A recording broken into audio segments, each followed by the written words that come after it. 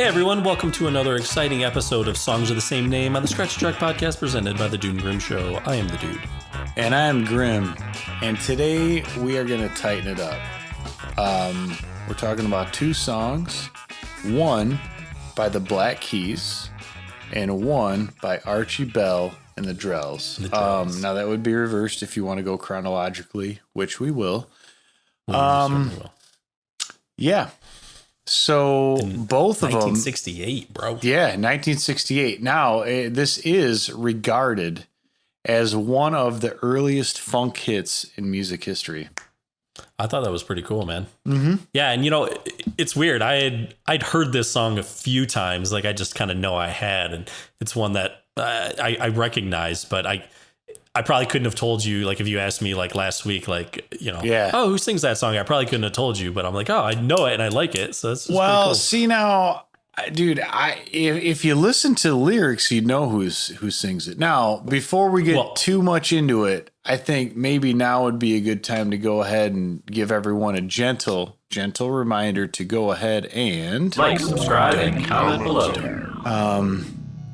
So, yeah, I was introduced to this song just from the radio as a kid. And I remember my dad would always like poke fun at it just because he thought it was kind of funny, just the way that they go about the song, because it's not really like any other song. I love it. It starts out where he's like, "Hi, everybody. I'm Archie Bell The Drells from Houston, Texas. And we don't only sing, but we dance just as good as we want. And this is we dance just as good as we walk." Now that I didn't know. And in Houston, we started a new dance called the Tighten Up, and this is the music we tighten up with. And I just, it's such a funny, I've never heard a song where it's where it starts out and it's like, "Hey, I'm going to introduce myself as a singer. This is the band." And then what I like is that they go through each instrument and they give everybody like a break. So first they tighten up on the drums. Yeah. Yeah. It's kind of cool. It's almost like they're at like a live show or a live performance. Mm-hmm. And it's like, "Hey, we're coming on stage. We're going to introduce you guys. Let you know who we are," and stuff like that. And and then you tighten up on that bass and then let that guitar fall in. I mean, and the tighten up on that organ now.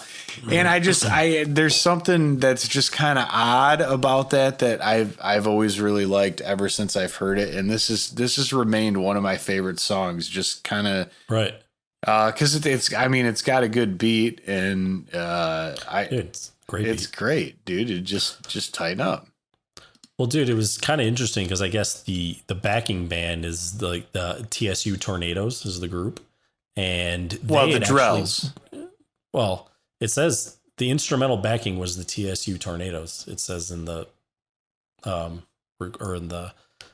the backing band. Interesting. Backing, yeah. So, and you know, and they had developed the song actually as like in their live shows, but I don't think they had, you know, Archie Bell and the Drells as the you know, they didn't probably have any words or lyrics or anything. Yeah. I don't fully know that. And then they brought it to Archie Bell and the Drells, and then that's when it kind of became that song. Oh, right? I got you. Okay. So I think it was kind of like, hey, we have this piece, and maybe, you know, we'll take it over to you, and you can contribute something, and then it became what it became. Yeah, Archie just tightened it up. I mean, but the trippy thing about it, though, is they recorded the song, and then right after that, he got drafted into the Army and got sent over to Vietnam. And then the song became a hit. Like, and he's over in Vietnam. He's like, "Fuck, I could be tightening up right now." He's like, that would happen, right? Now, one thing that I do want to mention real quick before we move on to the next iteration of Tighten Up, which came out in 2010. What's up? It was recorded at a session in October 1967 at a place called Jonestown Studio in Houston, Texas. Now, not to be confused with Jonestown in Guyana, which is famous for the mass suicide from Jim Jones's church. It's not that. It is not that. I don't think that anyone was hurt in the recording of this. There was no Kool-Aid. Don't drink the juice. Yeah, there was no Kool-Aid. So no Kool-Aid. All right, keep it cool. The People's Temple was not involved. Anyways. All right. Black Keys, tighten up. The Black Keys, tighten up, 2010. So if you would, if you do like the Black Keys and you want to tighten up, maybe stay tuned later in the week because Wednesday. Primarily on Wednesday, because we may or may not be talking about an album where the Black Keys like really tighten the fuck up. They do, and it's a good album, man. Yeah. It's a good album. So, Black Keys fans, stay tuned for Wednesday. Why don't you just go ahead and just make sure you have liked and subscribed and comment below. Yeah. Which I think we may have already told you to do that, but if we didn't, we'll tell you to do it again. So that way you'll get reminded and it'll pop up in your feed, and all of a sudden your algorithm will get blessed with our beautiful faces from now on. So, well, dude, this song is kind of interesting because they went, for their album Brothers, they went to Muscle Shoals to record that, and the majority everything. of it. Yeah, the majority of it. But this was kind of like a one-off. They worked with Danger Mouse, who had produced their previous album Attack and Release, and they are kind of like buddies and hang out. I mean, dude, that'd be sweet. You're just hanging out, call up Danger Mouse, hey, you want to come over? And then before you know it, you're recording your biggest single song ever, right? Well, and I had read that they kind of wanted to make sort of a radio hit. And this, and granted, I mean, kudos, because this is by all accounts a radio hit, and it was. But yeah, it's interesting because having read a little more about Brothers for an album that we may or may not be discussing. You read about the different spaces and people that they recorded with. And I will say, after listening to it all again in headphones several times, because when this album came out, I listened to the hell out of it when it came out. Oh my God. Yeah. But after listening back to it again, I will say I can hear a very distinct difference in the way that specifically the drums are produced in this song versus the rest of the album.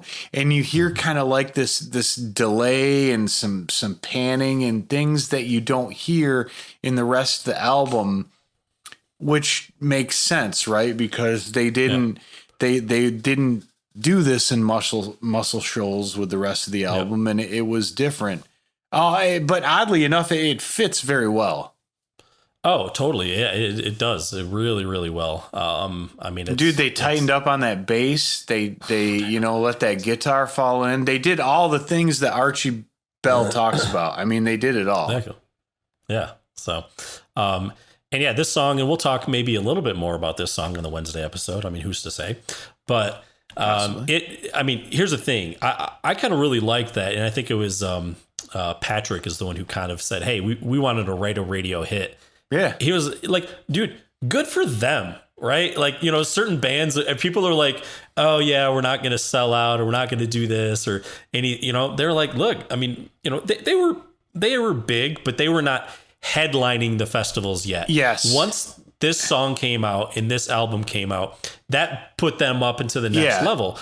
And like when we saw them, and I forget what year that was, but we saw them, at the Bottle Rock Festival. Yeah, they were headlining that festival, and they had headlined, and it was because of that this really pushed them into that next level. Yeah, and to be fair, I mean, this was definitely a poppy song for them, but I don't consider it a sellout by any means, because it still had like this soulful feel that, again, goes with the rest of the album. It wasn't like the rest of the album was like, thick freakness, and then you had tighten up on it. I mean, everything kind of had a little more to it, and I think this followed suit, but it